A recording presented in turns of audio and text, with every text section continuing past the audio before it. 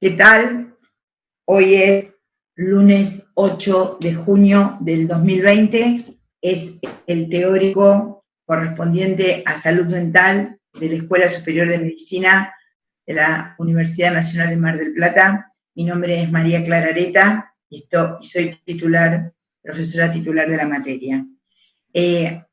Para dar comienzo a este retrasado teórico, porque hoy Internet, las musas de la virtualidad no nos han acompañado y hemos tenido que interrumpirla el otro comienzo, quiero volver a decirles que, para que quede claro, lo que va a quedar grabado y subido a un link del campus para que los llegue a YouTube son los teóricos de las 12 y de las 18 horas, no así los prácticos. Los prácticos, vuelvo a decirles, son una actividad interactiva que deben desarrollar en sus respectivos horarios, y si tuviesen dificultades con los respectivos horarios, nos lo comunican y tratamos de que ustedes puedan participar de otro horario. Pero lo que queda como insumo de la cátedra en video son los teóricos de las 12 y de las 18 horas.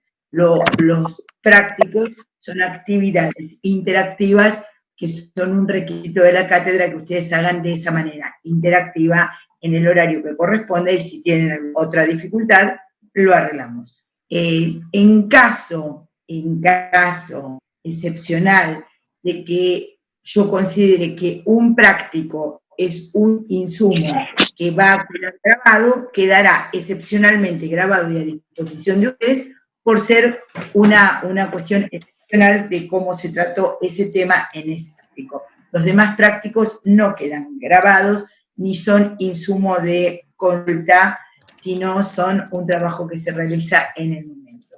Bueno, hoy 8 de junio vamos por la mañana, ahora a las 12 horas, vamos a seguir en el campo de la neurosis, vamos a repasar hasta donde estuvimos hasta ahora, vamos a seguir trabajando con la neurosis para a las 18 horas comenzar a trabajar con lo que sería caracteropatías, psicopatías, sociopatías, adicciones, etcétera, digamos, por lo menos nosográficamente. Yo voy a utilizar, ya hice la prueba, vuelvo a hacer la prueba. ¿Se ve? ¿Cómo se ve? Bien, bien, María Clara. No, es que yo justamente con Zoom lo veo, no lo veo derecho, ¿se entiende? Y con Cisco sí, por eso, ustedes lo ven bien, muy bien. Entonces vamos a comenzar con algo que yo voy a trabajar tecnológicamente, dados mis amplios recursos, en lo que sería una especie de pizarrón.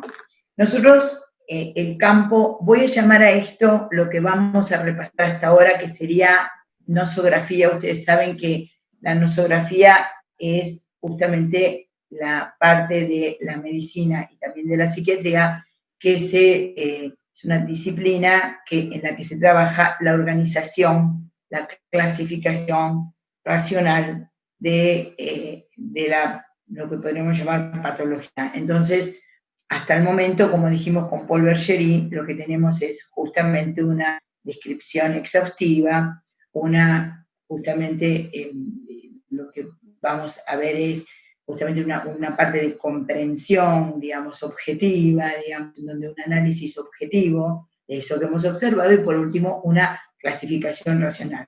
La clasificación racional que yo propongo para la cátedra, para que nosotros nos orientemos dentro, una vez ya entendido cuál es la función del diagnóstico, ese teórico que por favor les recomiendo que escuchen y miren con mucha atención, vamos a volver a repasar lo que yo llamaría el forzado mapa de la clínica. Forzado mapa de la clínica. Acá les voy a poner sí, ¿no? Porque es de la clínica. ¿Qué es este forzado mapa de la clínica? ¿Por qué lo llamo así? Lo llamo así porque Lacan en un texto que se llama un texto paradigmático de los que él escribió, no de las clases, sino texto que se llama La subversión del sujeto y la dialéctica del inconsciente freudiano, escribe en un momento: me veo obligado a plantear cierta clínica del sujeto, porque ustedes recuerdan que el psicoanálisis plantea una clínica del sujeto, me veo obligado a ver, dice en este texto, a armar con ustedes el forzado mapa de la clínica. Me pareció siempre una expresión maravillosa para entender que estamos en un territorio difícil y que siempre que se arma una nosografía es un forzado mapa, y con todo lo que implica la palabra mapa.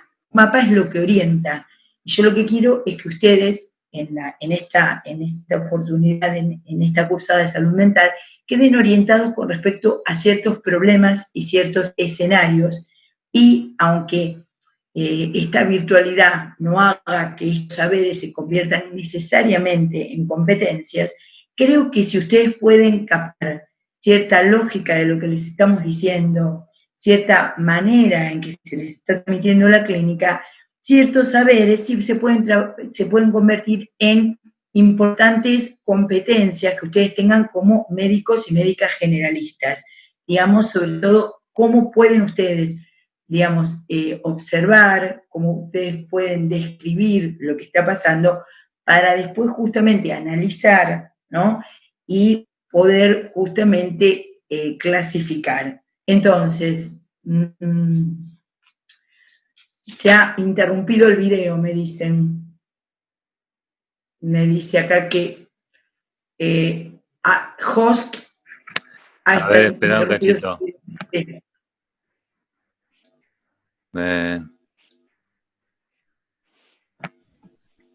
Ahí. Ahora sí. Lo que pasa es que no sé por qué no me estás mostrando, no te veo a vos y tengo miedo que lo que se grabe, por más que vos te veas, lo que se esté grabando no sea tu cara. No sé por qué pasa que pongo vista del hablante, pero me aparece otra persona que no sos vos. Bueno, acá Camila Rey dice, yo la veo. Bueno. Claro, sí. Mi problema es que puede llegar a pasar que lo que se grabe no estés vos. Vamos a hacer una cosa. Yo ahora les doy el teórico a los estudiantes y vemos cómo quedó y yo después lo vuelvo a filmar, ¿se entiende? Y subimos el que vuelva a filmar, ¿sí? Por ahora vamos a compartir este momento lo más que podamos, justamente como para compartir algo interactivo. ¿Les parece, estudiantes? ¿Les parece esto que hagamos, digamos, compartamos este momento como la tecnología nos permita, y yo pues me comprometo a grabarlo nuevamente porque con tantas idas y venidas probablemente haya dificultades.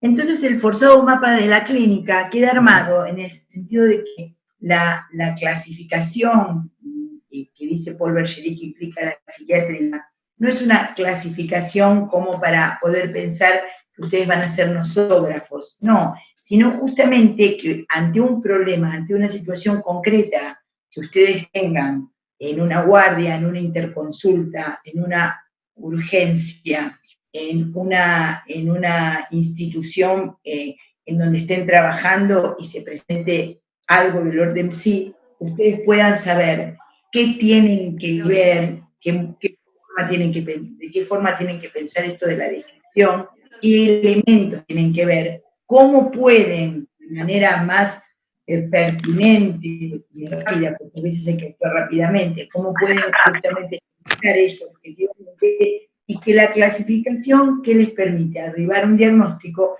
en donde ustedes sepan cómo tratar de ayudar a esa persona que está padeciendo, ¿sí? A esa persona padeciente. Entonces, el mapa forzado de la clínica tiene que ver con eso. Entonces, hasta el momento, el forzado mapa de la clínica de qué hacer, ¿no? Hasta el momento, nosotros podemos plantear esto, digamos, en el forzado mapa de la clínica, ¿sí? Podemos plantear, digamos, una instancia que llamaríamos justamente neurosis y otro que llamaríamos psicosis. hemos visto esto con Freud, ¿se entiende? Entonces, en las neurosis vamos a poner a la reina de las neurosis, que es la histeria, a la neurosis obsesiva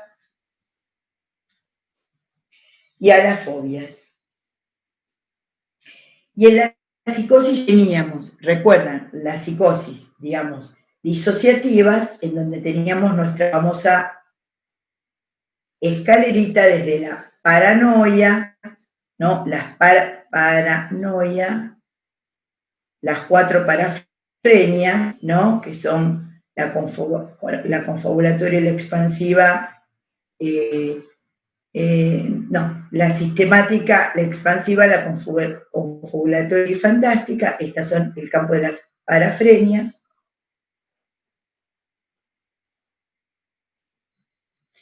Y luego teníamos la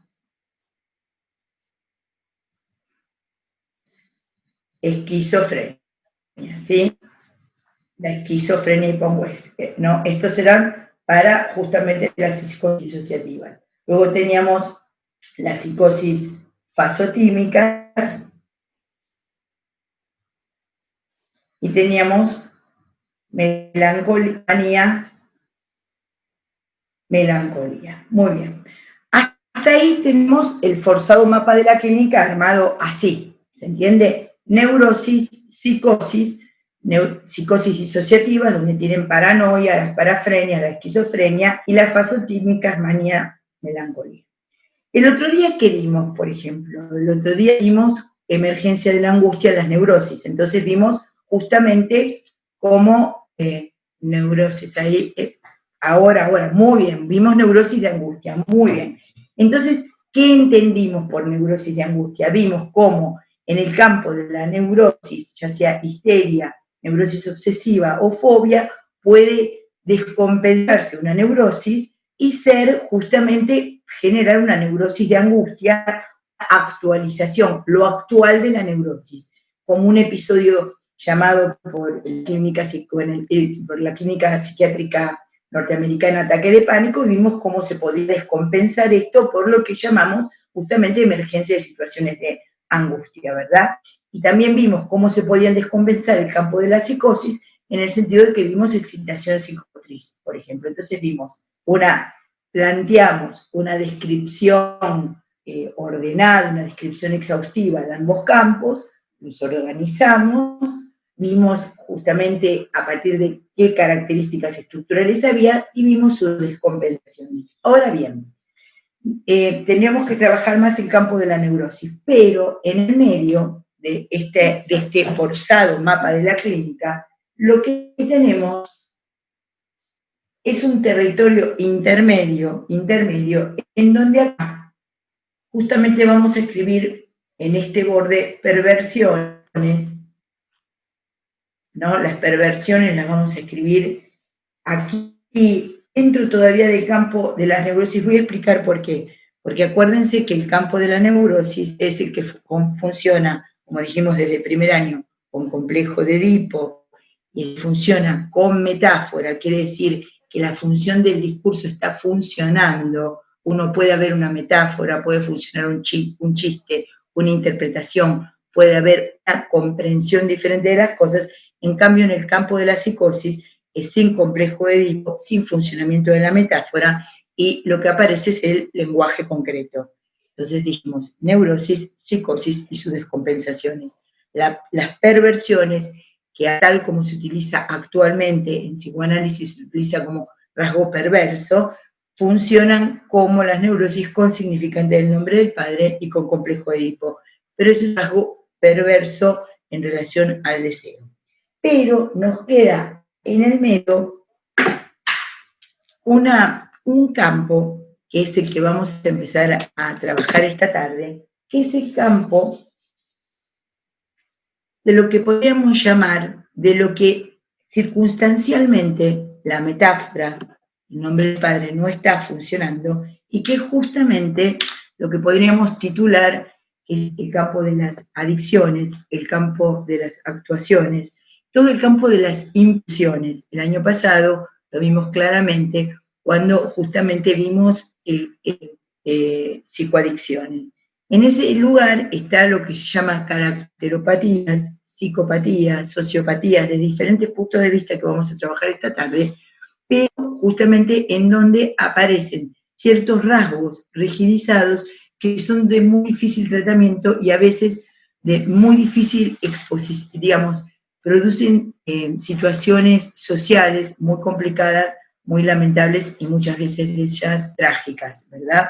Entonces, el campo forzado de la clínica nos queda de esta manera. Yo traté de hacer un esquema, pero no es tan fácil hacer un esquema y transmitírselos. Lo está trabajando un diseñador gráfico para armarles este campo de la clínica, porque yo lo traté de hacer a mano, también pedí que lo hiciesen en una forma, pero no estaba de acuerdo. Bueno, cuando yo digo, vamos a seguir repasando como para tener justamente esta idea. La neurosis, la psicosis, ¿no? Para pensar el campo de la neurosis.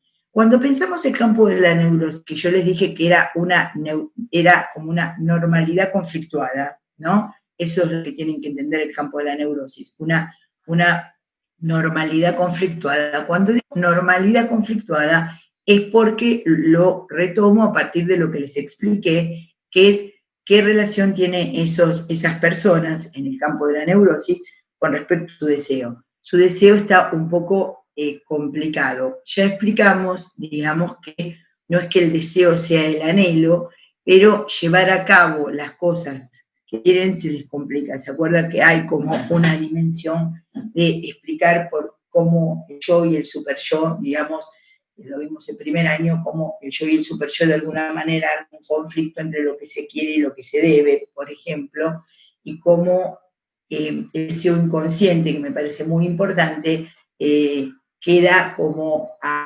requiere ser interpretado, porque los demás son anhelos. Ahora bien, el campo de la neurosis, ya sea la histeria, en donde nosotros vimos que su mecanismo esencial es la conversión, es decir, transformar una representación mental en algo que afecte el cuerpo y eso tenga valor de metáfora, se entienda de esa manera, ustedes dirán, bueno, pero si la mayoría ¿cómo dijiste que la mayoría de las personas se incluirían dentro de la estructura histérica? ¿Por qué la mayoría de las personas que vemos no tienen las grandes patologías histéricas que eran descritas en el siglo XIX, ¿no? Y a comienzos del siglo XX, como la ceguera histérica, la parálisis, como hemos nombrado?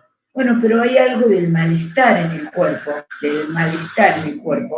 es una metáfora, una expresión, expresa un cierto conflicto en el cuerpo. La histeria como estructura, casi les diría, universal del deseo y universal de lo que es la estructura neurótica, lo que produce justamente es eso, ¿no? Es que haya un cierto malestar que a veces no puede como reducirse a un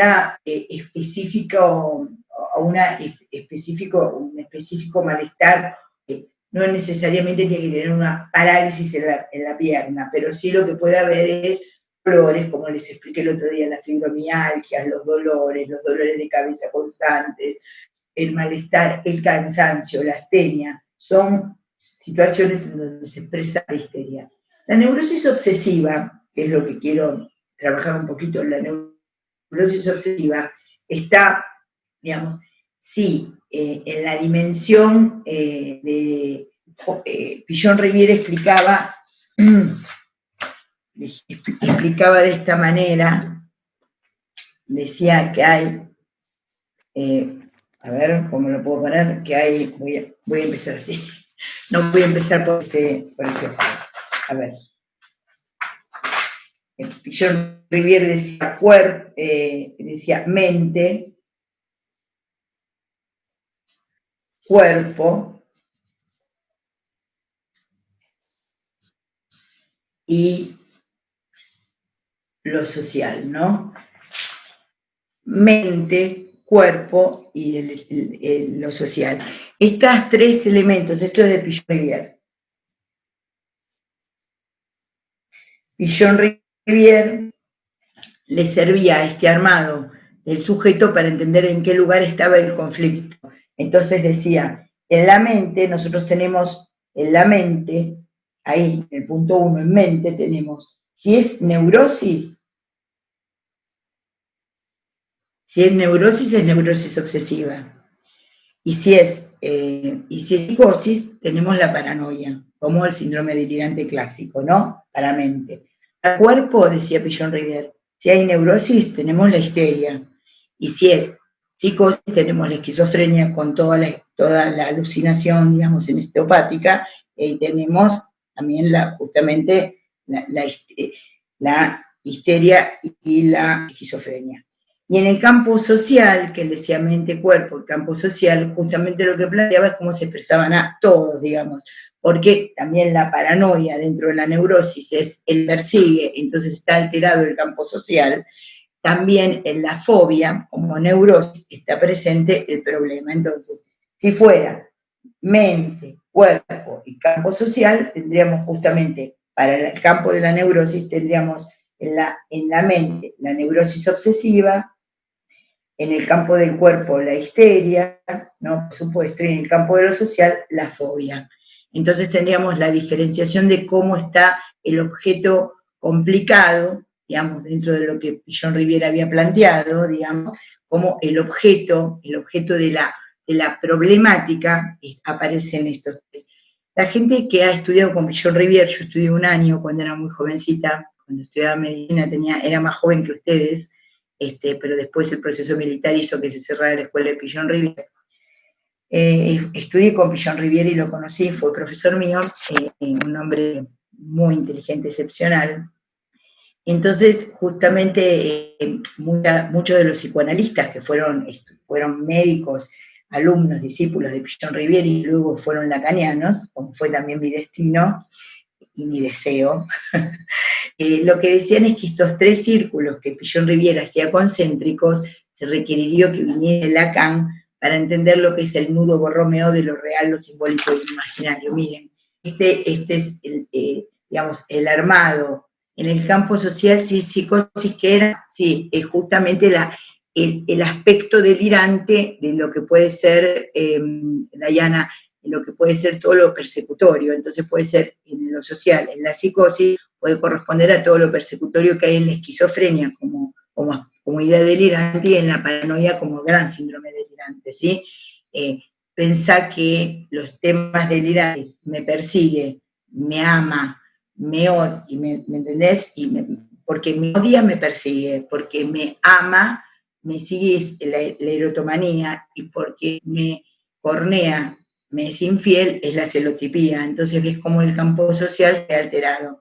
Me parecía que era una buena manera, una sencilla manera de orientar dónde está el nivel de conflicto, aunque en todas las tres neurosis el nivel de conflicto se ve expresado en los tres niveles, pero me parecía que era un homenaje a Pichon Rivière, que a tantos psiquiatras y psicoanalistas argentinos hizo una verdadera escuela, formó, y me parecía que era interesante por situarlos en esta forma. Les contaba que los que fuimos primeros alumnos de Pichon Rivière y después él fue el que Pichon Rivière es el que ingresa los textos de Lacan en la Argentina.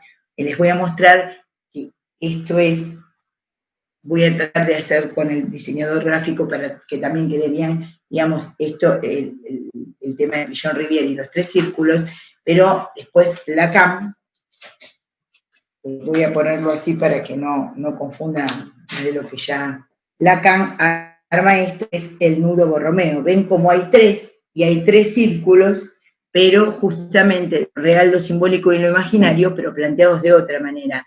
Entonces, los psicoanalistas argentinos, que primero fueron de alguna manera pillotianos y aprendieron con Pichon Rivière, y después empezamos a estudiar con Lacan, cuando Lacan ingresa en la Argentina en los años 60, 70, gracias a Massot, digamos, esos tres círculos se articulan de manera diferente porque, bueno, la teoría de Lacan es una teoría social como lo entendió Pichon Rivière, digamos. Lacan logra articular la pulsión freudiana de una manera en que la pulsión freudiana, vuelvo a decirles, no es ni interior ni exterior, sino es la posición del sujeto entre esa interioridad, exterioridad que llama éxtimo. Entonces, bueno, teníamos justamente en ese territorio del cuerpo a la histeria, de la mente en la neurosis obsesiva, que es el que más conflicto, digamos, mental se produce en el sentido de poder pensar, es, digamos, lo que ya lo habían visto los psiquiatras que fundaron la psiquiatría, esta especie de un exceso de razón, de razonabilidad, que hace que el paciente esté dudando. Es como si fuera un paciente cartesiano, duda constantemente entre si se queda con la esposa o con la amante, si en realidad tendría que ganar más dinero o ser la duda. En la duda consiste la neurosis obsesiva, en la duda y en cierta, lo que se llama procrastinación, digamos, el acto siempre se va tornando, para hacerlo posible, tiene que ser tan perfecto que queda como imposible. Por eso el deseo queda como imposible en la neurosis obsesiva. Habíamos dicho que la histeria queda insatisfecho, porque no era de eso, no me des eso porque no se trataba de eso, en la histeria. En la neurosis obsesiva hay que desarrollar también lo que hay que desarrollar, que eso se torne imposible. El paradigma de eso, para lo que gusta el teatro y el cine, es el personaje de Hamlet, digamos. Hamlet hace Hamlet, que tiene que cumplir el mandato que le da el padre, que es matar al rey Claudio, que ha usurpado el lugar de su padre. Claudio es su tío, y se ha casado con su madre, que es Gertrudis. No puede llevar a cabo, no puede matar al tío hasta que él se las explica un poco, hasta que puede volver a explicar lo de Lacan y el nudo, o sea, busca coincidencias pero deja una escena. ¿Te interesó? Sí, puedo explicarlo. Primero termino con Hamlet. Hamlet es la historia de alguien que no puede realizar su deseo, sino es porque lo torna imposible. Por ejemplo, va a matar a Claudio y dice, no, Claudio está rezando. No lo voy a matar porque si lo matara ahora lo mataría en estado de gracia, gozaría de vida eterna. Entonces no lo mata, procrastina el otro día.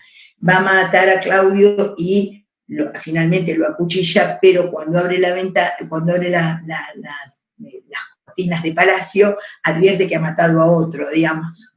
Bueno, y así sucesivamente. Hamlet es la historia, justamente, es la historia de Edipo, es la historia de alguien que no puede realizar lo que quiere realizar y lo torna como imposible. Bueno, esto está muy trabajado por Freud y por Lacan. Entonces el neurótico obsesivo, justamente, que en los mecanismos, así como el mecanismo de la histeria es la conversión, el mecanismo de la neurosis obsesiva es anulación y aislamiento. ¿Qué significa eso psicoanalíticamente? Hace que, por ejemplo, si uno le dijera al neurótico obsesivo, a alguien en una lógica del neurótico obsesivo, si le dijese, bueno, pero vos decís que no estás controlando, que qué hora llego, y me decís que estoy llegando 10 minutos más tarde, que me estás controlando. No, yo te lo decía para tu bien, digamos. No es que él no sepa que no está controlando, pero aísla, por eso se llama anulación y aislamiento, aísla esa idea del resto, dice Freud, del comercio asociativo, que tienen las representaciones, y no articula una cosa que le está pasando ahora con otra que le pasa más adelante. Quiero decir que no es fácil, no es tampoco objetivo de la materia que ustedes puedan diagnosticar dentro del campo de la neurosis quién es un neurótico obsesivo, quién un histérico, quién un fóbico. Si tienen la fobia, ustedes lo van a ver más claramente, porque eso depende de que uno estudie más profundamente determinadas cosas, pero quiero describírselas para que ustedes entiendan que ese es el campo de la normalidad complicada. Por ese aislamiento que el resto de las ideas funcionan. Sí, ¿sabés por qué hace aislamiento? Para no angustiarse, no funciona como una disociación psicótica. Estas son las disociaciones normales, digamos, de la normalidad conflictuada de la neurosis. La histeria con el cuerpo, la neurosis obsesiva aísla de esta manera esta situación. Y la anulación es, no pasó del todo, desaparecen todas las cuestiones que tienen que ver con ir a revisar varias veces si se prendió o apagó el gas, por ejemplo. Yo tenía un joven paciente que atendía hace muchos años, pero es un brillante y reconocido profesional en el exterior, que era un joven con una neurosis obsesiva muy importante, tenía 14 años cuando lo empecé a atender, y tenía el famoso síntoma de ir a revisar si el gas, la llave del gas estaba correctamente cerrada. Él tenía 3 hermanos y 2 hermanas más, y el padre los había separado en ese momento, y él estaba sufriendo mucho por el hecho de que su mamá estaba sufriendo mucho, estaba muy identificado a su mamá y sufría mucho el abandono que su papá había hecho de su casa. No solamente el abandono de su papá, fíjense acá cómo funciona la metáfora, la palabra, no solo su papá los había abandonado, porque bueno, se había ido con otra señora, sino que la señora, la mujer de la madre de los chicos, había entrado una cosa de abandono, de esa, bueno, se engorda, se pone mal, digamos, llora, bla, bla, bla, bla, bla, no encuentra. Y los chicos también se habían abandonado, sobre todo los hermanos de mi paciente. Habían dejado de ir a la escuela, tenían una perra en el departamento que no la llevaban a pasear, entonces la perra hacía pis y había caca en el departamento, era un desastre. Las zapatillas sucias, perdían las llaves, era verdaderamente un desastre, digamos, aparte de esto que se había producido, porque la madre le costaba mucho tomar como las riendas de esta situación, ¿no? De sus hijos, y justamente mandan al tratamiento a mi querido paciente, y vamos a llamarlo Juan. A Juan, Juan llega diciéndome que él sabe que la mujer del padre, la actual mujer del padre, está embarazada. Entonces la madre le dice que es un delirio, estaba embarazada, digamos, él lo ha percibido correctamente. Y sufría mucho por la dejadez, el abandono en el que había entrado su madre y sus hermanos. Esto a su vez hacía que tuviera hacia las mujeres una conducta bastante complicada. En ese momento debía tener, porque avanzó en el tratamiento 15, 16 años, ¿no? Creo que cuando vino estaba a punto de cumplir 15. Entonces requería que las chicas que le gustasen fuesen muy lindas, muy inteligentes, muy prolijas y nada abandonadas. ¿Ven cómo aparece la dimensión de la palabra abandono? Se traslada a otra escena, es el abandono del padre, pero el abandono es dejar, y esto es dejarse abandonar, no lavarse, no bañarse, no estar lindo, no estar... Bueno, y tenía el síntoma de revisar las llaves de gas. Por supuesto, el único que iba al colegio era él, porque los demás se quedaban dormidos, faltaban, era un quilombo impresionante la casa, hasta que un día me vuelve a decir, bueno, que se tuvo que levantar en la noche, se vuelve a quejar de este dolor, de tener que ir a revisar. Entonces yo le digo, lo que pasa es que vos tenés miedo que tus hermanos estén así abandonados y dormidos porque estén justamente intoxicados por gas, que estén tan abandonados por la intoxicación por gas y que no puedan despertarse de este estado de sopor existencial, de este estado de sopor de la vida que tienen, de que están medio boludos, le digo yo.